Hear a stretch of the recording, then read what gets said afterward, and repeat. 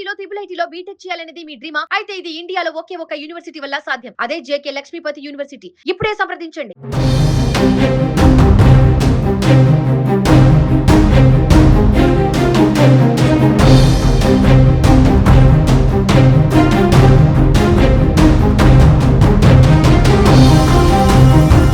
విజయవాడ ఎండ ఈ రెండు పేర్లు కూడా విడదీరాని అనుబంధం ఉంటుంది. ఎందుకంటే విజయవాడలో ఎండ ఉండడం అనేది చాలా కామన్.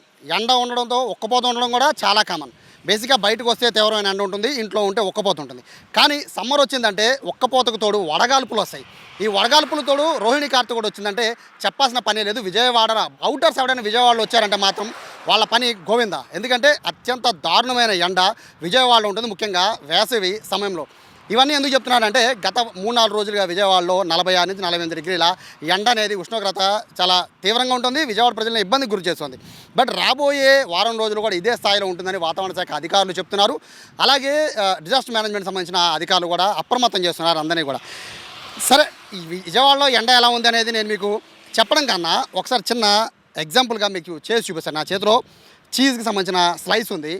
బేసిక్గా ఎగ్గుతో మనం ప్రతి ఇయర్ కూడా ఎగ్గుతో ప్రయోగం చేస్తుంటాం ఎండ తీవ్రత ఎలా ఉండనేది.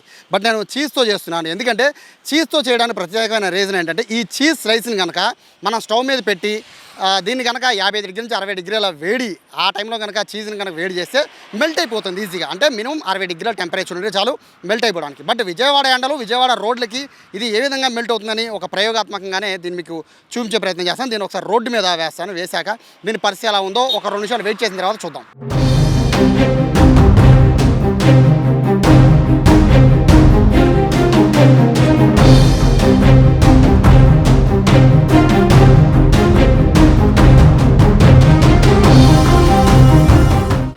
బేసిక్గా 55 డిగ్రీల ఎండ ఉంటే, అంటే 55 నుంచి 60 డిగ్రీల ఎండ ఉంటే ఈ పాటికి ఇది పూర్తిగా కరిగిపోతుంది. కానీ ఇప్పుడు విజయవాడలో ఉన్న టెంపరేచర్ ఇవాళకి అంటే ఈ రోజుకి 46 డిగ్రీలు ఉంది. నిన్నైతే 48 డిగ్రీలు ఉంది. రేపటి నుంచి వారం రోజుల పాటు ఇంకా ఎక్కువ ఉండే అవకాశం ఉంది. అయితే ప్రస్తుతం టైం ఎంత అయింది అనేది ఒకసారి చూద్దాం. సో టైం అయితే ఇప్పుడు మధ్యాహ్నం 3 గంటల 18 నిమిషాలు. సో 3 గంటల 20 నిమిషాలకి ఇప్పుడు మనం వేసిన ఏదైతే ఈ స్లైస్ ఉందో చీజ్ స్లైస్ ఇది ఎలా మారిపోతుంది అనేది చూద్దాం. ఎందుకంటే 2 నిమిషాలు చాలు విజయవాడ రోడ్లకి. చెప్పులు తీసి జస్ట్ బయటికి మన ఇంట్లో నుంచి బయటకు వచ్చినా కూడా తోళ్ళు ఊడిపోయే పరిస్థితి ఉంది. అటువంటి తీవ్రమైన ఎండ విజయవాడలో ఉంది. ఇప్పటికే అధికారులంతా కూడా అప్రమత్తం చేస్తున్నారు. మీరు బయటికి వస్తే కనుక క్యాప్ కళ్ళజోడిని పెట్టుకోమంటున్నారు, కర్చీఫ్ని కట్టుకోమని చెప్పి అధికారులు సూచిస్తూ ఉన్నారు. ఎవరిని కూడా అంటే పని ఉంటే తప్ప ఎవరిని కూడా ఉదయం 10 గంటల నుంచి సాయంత్రం 5 గంటల లోపు ఎవరిని కూడా బయటికి రావద్దని చెప్తున్న నేపథ్యంలో ప్రస్తుతానికి అయితే చూడొచ్చు. ఒకసారి చీజ్ స్లైస్ ఎలా అయిపోయిందో ఒకసారి మనం చూడొచ్చు. పూర్తిగా జస్ట్ వేసి ఒక నిమిషం నుంచి నిమిషంన్నర అవుతుందేమో అంతే.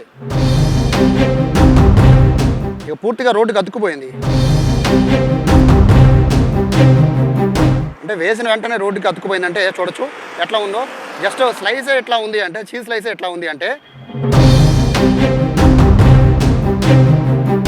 ఇక చెప్పులు తీసే పరిస్థితి ఏంటి.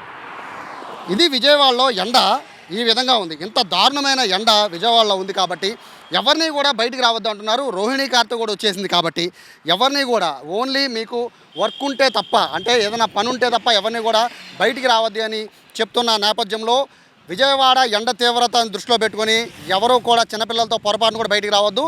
బస్సు జర్నీలు అంటే ఏసీ బస్సు జర్నీలు కాకుండా మామూలు బస్సు జర్నీలు చేయడం కూడా దాదాపుగా తగ్గించేసేయండి. ఎందుకంటే ఇక్కడ వడగల్పులు వస్తున్నాయి. అత్యంత దారుణమైన వడగల్పులు విజయవాడలో ఉన్నాయి. రాబోయే వారం రోజులు చాలా చాలా క్రిటికల్గా ఉండబోతుందని చెప్పి వాతావరణ శాఖ అధికారులు చెప్తున్నారు. డిజాస్టర్ మేనేజ్మెంట్కి సంబంధించిన వాళ్ళు కూడా చెప్తున్న నేపథ్యంలో ప్రస్తుతానికైతే విజయవాడ ఎండను తట్టుకోవడం అనేది బయట ఊర్ల నుంచి వచ్చే వాళ్ళంతా కూడా అప్రమత్తంగా ఉండండి. విజయవాడలో ఉన్న వాళ్ళందరికీ కూడా చాలా వరకు తెలుసు కాబట్టి బయట నుంచి వచ్చే వాళ్ళందరూ కూడా విజయవాడ వచ్చేటప్పుడు మాత్రం అప్రమత్తంగా ఉండాల్సిన పరిస్థితి. విజయవాడ ప్రజలు కూడా పని ఉంటే తప్ప బయటికి రావద్దు. వస్తే మాత్రం కళ్ళజోడు, క్యాప్, కర్చీఫ్ ఖచ్చితంగా ఉండేటట్టు చూసుకోండి. దాంతోపాటు ట్రాఫిక్ని పూర్తిగా అంటే ట్రాఫిక్లో ఇరుక్కోకుండా ఇప్పటికే విజయవాడ పోలీసులు ఎక్కడికక్కడ ఒక టెంట్స్ లాగా పూర్తిగా పైన ట్రాఫిక్ సిగ్నల్స్ దగ్గర ఇప్పటికే పూర్తిగా నింపేశారు, పరదాలతో నింపేశారు. సో మరోవైపు చలివేంద్రాలు పెడుతున్నారు, మజ్జిగలు ఇస్తున్నారు. బట్ ఇవన్నీ రిలీఫ్ ఉండవు.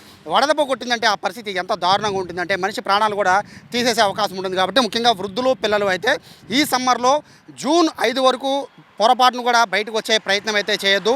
ఎందుకంటే రోహిణి కార్తె ఉన్నంతసేపు విజయవాడలో తిరగడం చాలా ప్రమాదకరం. సో జస్ట్ ఇప్పుడు మనం చీజ్ చూపించాం, అది చీజ్ ఎంత మెల్ట్ అయిపోయిందో, జస్ట్ నిమిషంలోనే పూర్తిగా రోడ్డుకి అతుక్కుపోయిన పరిస్థితి ఉంది. అంటే ఎంత వేడి అనేది విజయవాడలో ఉందో అర్థం చేసుకోవచ్చు. ఫీల్ ఉన్నది మాత్రం 46-40 డిగ్రీలు, బట్ ఫీల్ మాత్రం 50 డిగ్రీల పైనే ఉంది. సో ఇక్కడ నిలబడలేని పరిస్థితి, ఇంత దారుణమైన ఎండ ఉంది. కాబట్టి విజయవాడ ప్రజలు అప్రమత్తంగా ఉండాలని చెప్పి అధికారులు కూడా సూచిస్తున్నారు. కెమెరా పర్సన్ కృష్ణతో సాయి, సుమన్ టీవీ, విజయవాడ నుంచి.